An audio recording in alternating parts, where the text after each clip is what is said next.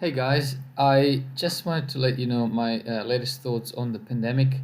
There's obviously these opinions will be polarized for a long time to come.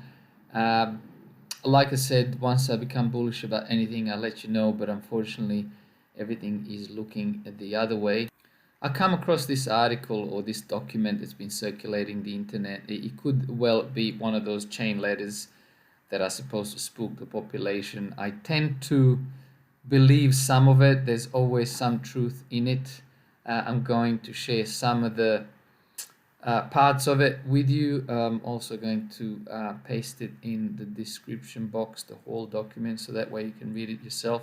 The strange thing that happened is that I opened my mobile phone up and went into Google homepage, and it says they show articles, which I don't have. So I click on the link to show articles, and it shows me an article from news.com.au, the first one, that said actually it changed since last night. It actually changed the heading from Sydney residents on lockdown for potential New South Wales virus hit, right?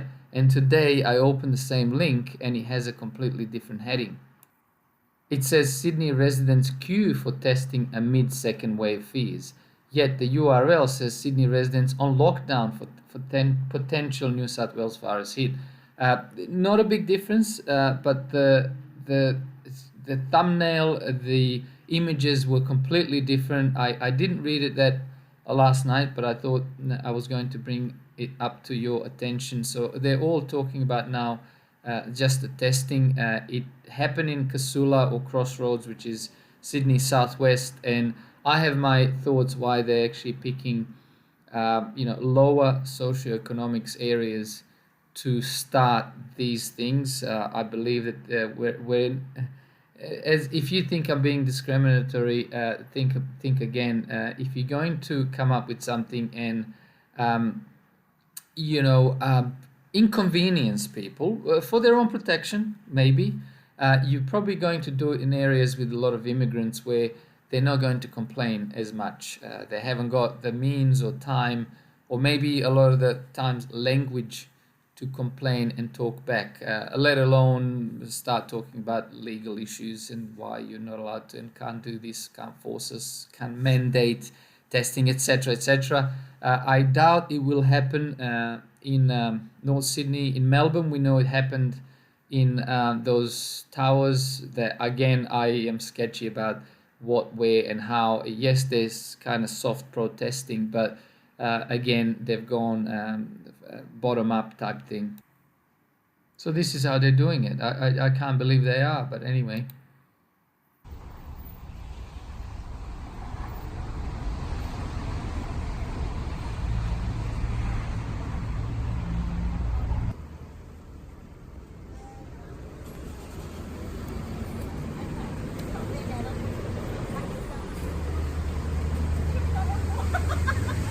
And that's funny, amazing.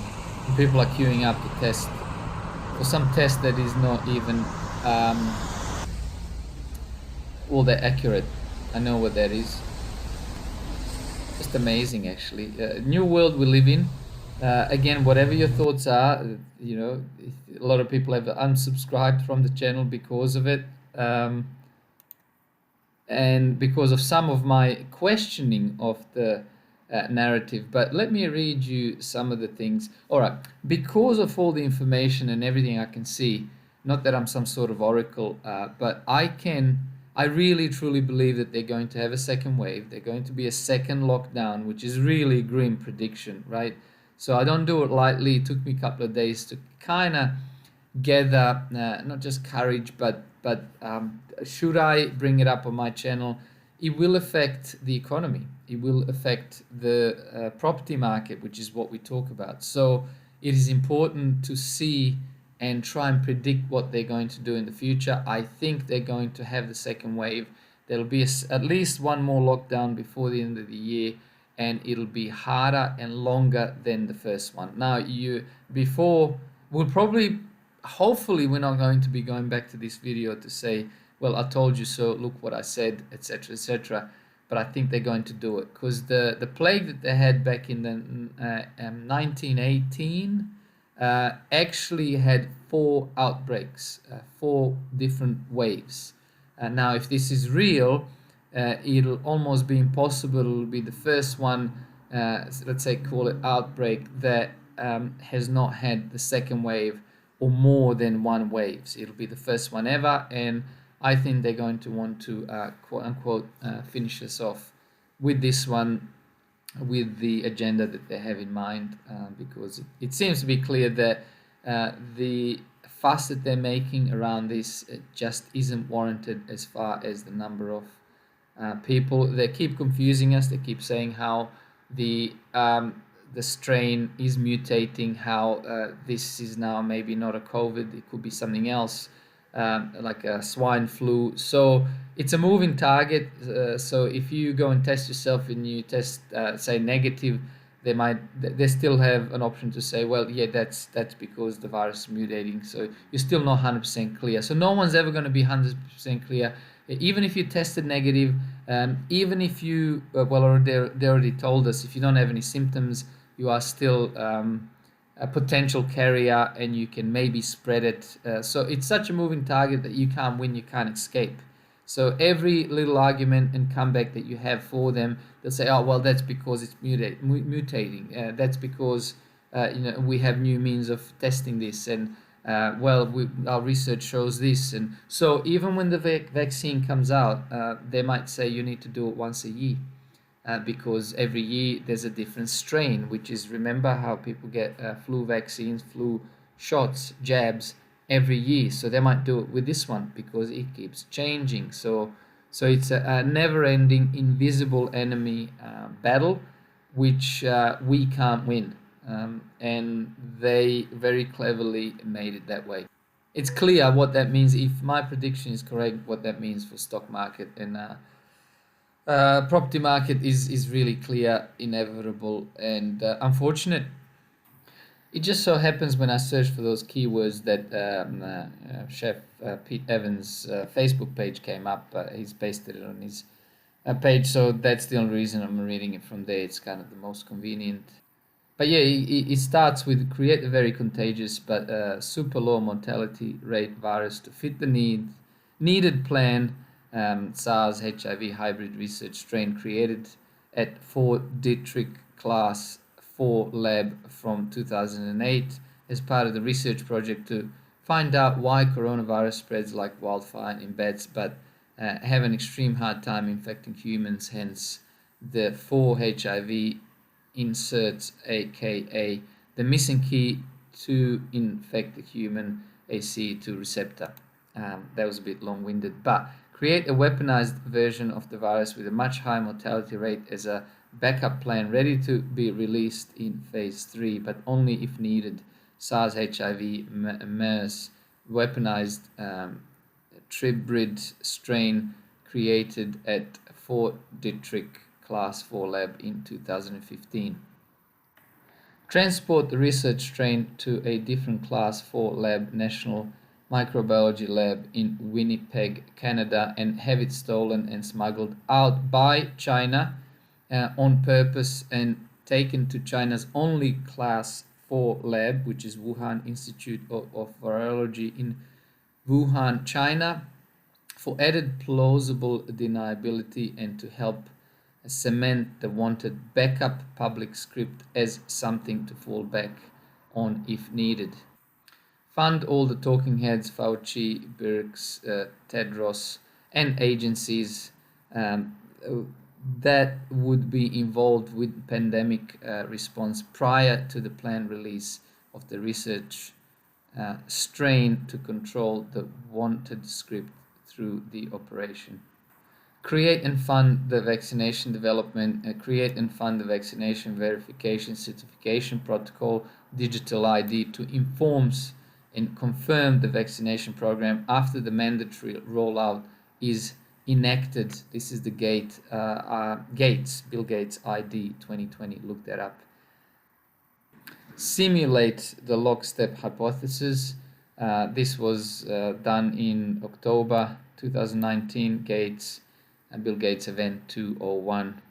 Release the research strain at the Wuhan Institute of Virology itself and then blame its released on natural scapegoat as the wanted primary script, the Wuhan wet market. This is November 2019. Downplay the human to human transmission for as long as possible to allow the research strain to spread on a global scale before any country can lock down respond to avoid initial infection. So make sure it spreads, so it's spread wide enough so they can come along and lock us down. Once a country has seed infection in place, lock down incoming, outgoing travel, but keep the transmission within the country spreading as long as possible. Once enough people in country region are infected, enact forced quarantines. Overhype the mortality rate by tying the research strain to deaths that have little to nothing to do with the actual virus. We're getting somewhere now. Keep the public quarantined for as long as possible to destroy the region's economy. Continue to drag out quarantine over and over again in 2 weeks intervals. Remember, they said in 2 weeks we'll make a decision. 2 more weeks, causing more and more people to eventually stand up and protest, defy them. Now we're really getting somewhere. Eventually end the phase 1 quarantine once they get enough public pushback, and this is June 2020. We're in July, so they have started relaxing the rules from June 2020 and publicly state that they still think it's too early to end the isolation, but are going to do it for us anyways. This is really getting more interesting. Once the public go back to normal, wait a few weeks and then continue to overhype the research strain mortality rate. This will happen in August, September. They are hyping it up. Melbourne, Sydney now, Casula in Sydney, southwest. And combine it with the increase in death due to people dying from standard illnesses at a higher rate than normal due to having high weakened immune system from months of being in isolation to help further pad the mortality rate and hype the upcoming phase 2 lockdown. Eventually enact phase 2 quarantines around October, November 2020. We will know soon. On an even more extreme level, and blame the protesters, mostly people who don't trust their government already, for the cause of the larger second wave. We told you so. It was too early. This is all your fault because you needed a haircut. Your freedoms have consequences.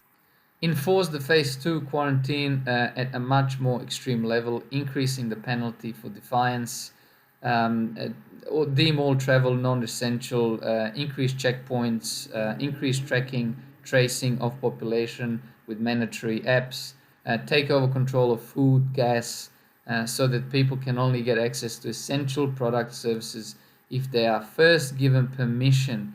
Anyone who defies them appear as public enemy number 1 to those who are willing to submit.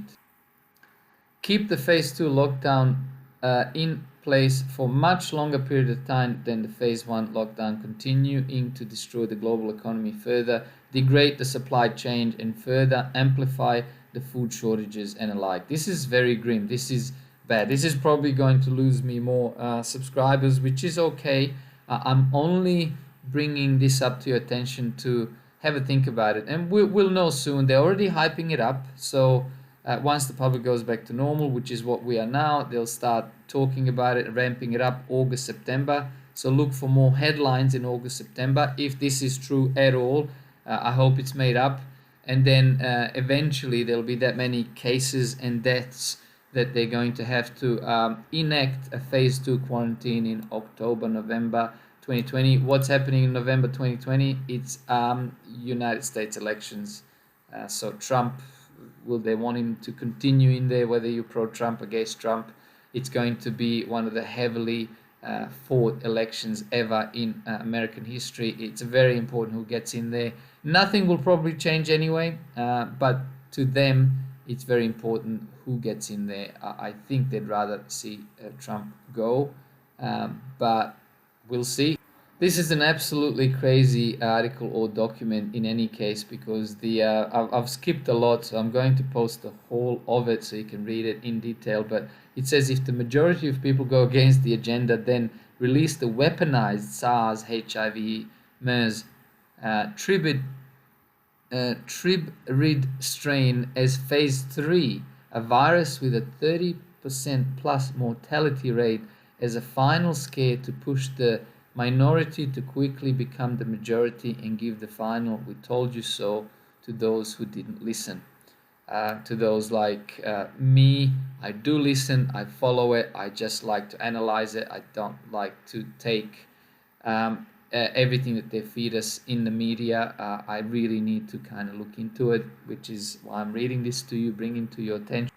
So the next is they're going to start ramping up the cases and the testing. And guess what? The first sentence in this article says Sydney is on high alert as large-scale COVID-19 testing regimes place residents on standby for a potential second wave. I mean, anyone not thinking that there's a huge possibility of being or us having a second wave and then putting it on us and locking us down again, and really need to think again and look around. So the next phase is hyping it up, and then after that, when it gets bad again, we're looking at October, November, according to that crazy article. Granted, so we'll know soon. Prepare accordingly. They'll keep you on your toes, they'll keep you confused. Health authorities confirmed on Friday that two people who attended the Crossroads Hotel in Casula on Friday, July 3rd, were infected with the virus, prompting a pop-up testing clinic in the pub's car park. If you believe in this, you'll probably believe that this really can spread fast. And then, just in case you didn't believe it, a man from Blue Mountains tested positive. New South Wales Health confirmed Saturday morning, and 3 members of his household subsequently returned positive results. So how quickly does it spread, right? Quickly. That's what they want you to know, believe. Now, they haven't named any of the infected ones, but they named, quote unquote, a witness. 19-year-old Sid Rao, who was at the pub for an after-work drink on the same night, said the incident had added to fears a second lockdown coming for Sydney and New South Wales. How many times are you going to read about this second wave, second lockdown? Many times in the next few months. Honestly, I mean, this is so scripted. He goes on to say, this, bystander, patron of the pub who was just there. I was a bit worried at first, he said. A second wave looks like it's happening if it keeps going on like this. Keeps going on like this, like a couple of people infected, tested, unnamed, whatever. It will keep on going like this. They will make sure it keeps going like this. Mr. Rao, see, he's very important. I'm continuing to read here. Mr. Rao, who works in warehousing, noted the frequency of travel between Melbourne and Sydney would likely have resulted in new cases turning up in New South Wales. So we have to worry about what Mr. Rao, who works in a warehouse, actually thinks about. And by the way, in case you haven't picked it up, he's a bit worried at first. And the second wave looks like it's happening if it keeps going like this, see? What can I say? You should be worried as well. They got those keywords and they're placing it in your